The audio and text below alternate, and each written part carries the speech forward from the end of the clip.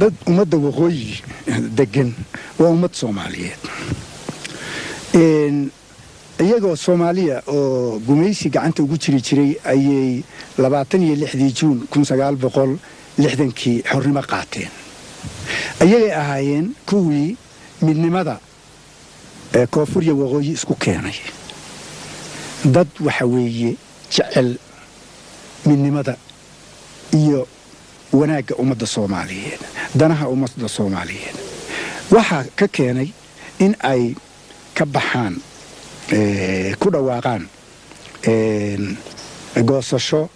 waa dhibkii loo geystay waxaana dhibkaas u geystay talisyadii soo xukumi jiray dalka 60kii markii xornimada la qaatay intii ka dambeysay cadaalad darro ayay tirsanayaan way ku dhacday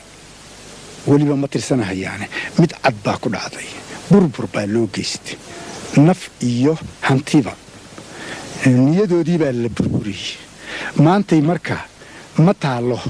hadalku waa goosanahayaan iyo ma goosanahayaan waxay hadalku taalaa sidii loo daweyn lahaa dadkaas oo cadaalad loogu heli lahaa waxaan aaminsanahay cadaaladdaas haddii ay helaan lana tixgeliyo